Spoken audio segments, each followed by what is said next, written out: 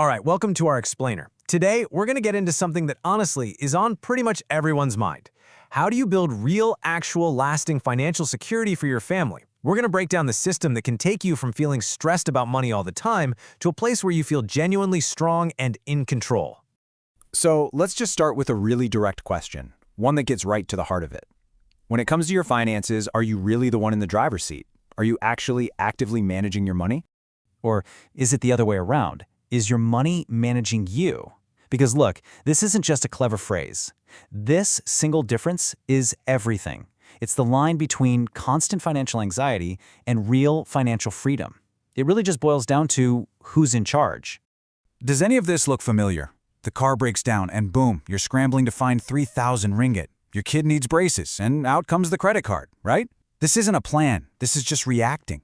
It's a super stressful cycle where life's little surprises and your money are calling all the shots.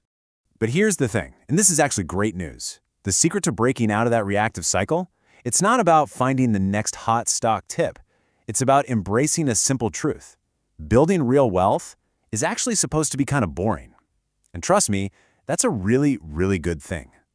This chart says it all, doesn't it? On one side, you have the exciting stuff, the financial entertainment, picking stocks, dabbling in crypto. It feels like you're making big moves. But the real work, the important stuff, is over on the other side, the boring maintenance. Brushing your teeth, changing the oil in your car. It's not thrilling, but it prevents total disaster later. That's how we need to think about our money. Okay, so what does this boring but correct approach actually look like? Well, it looks like a pyramid. You build it from the ground up, level by level, in the right order. So it all starts right here, at the bottom. Level 1 is your active income. That's your salary, your business profits, the money you're actually bringing in. Think of this as the raw material, like the bricks. You can't build a house without bricks. Next up is level 2, and honestly, this is the one that almost everybody skips, and it is so crucial. This is your shield. This is wealth protection. It's your emergency fund for the small stuff, and it's your insurance and your will for the really big, catastrophic stuff. Its entire job is to protect that income from level 1. Now, once that shield is in place, and only then, do you move up to level 3. This is the exciting part, right? Wealth accumulation. This is your growth engine. This is where you invest in your retirement, your EPF, in stocks, property, all the things that are going to grow your wealth for the long term. And finally, at the very top, at the peak of the pyramid, you have level 4, wealth distribution. This is all about your legacy. It's about putting a plan in place to make sure that everything you've worked so hard to build goes to the people you love exactly the way you want it to. But here is the massive problem. Most of us try to build this thing completely upside down. We get so excited about the level 3 investing stuff that we skip level 2 entirely. We're essentially trying to build a giant, heavy pyramid on its pointy tip, and you can imagine how unstable and dangerous that is. So let's fix that. Right now, we're going to zero in on that critical, forgotten level, wealth protection. We'll look at the two biggest pillars that most people just completely ignore. Let's just start with a dose of reality.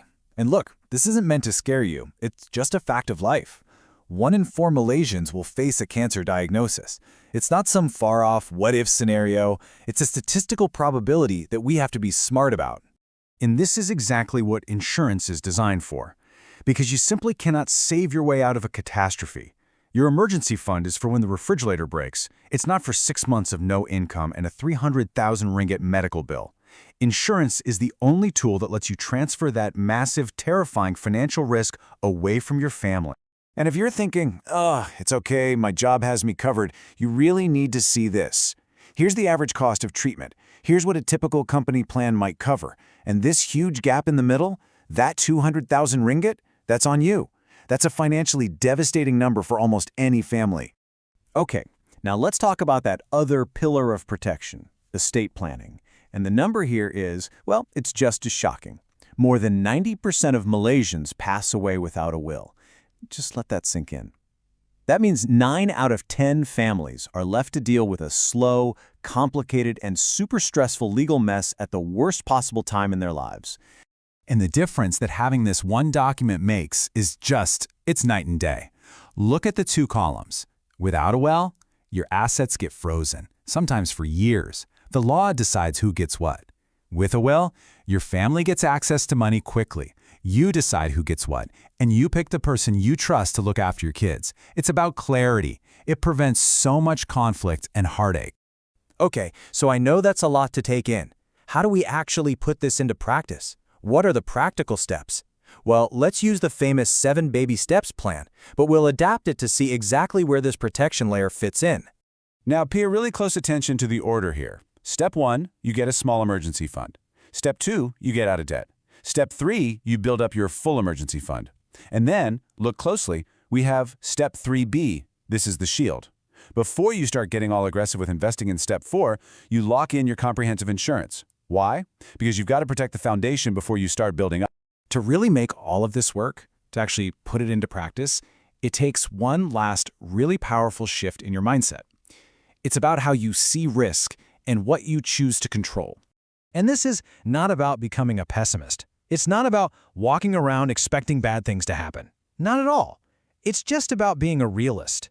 It's about acknowledging that, you know what, sometimes it rains, so you carry an umbrella. It's just smart.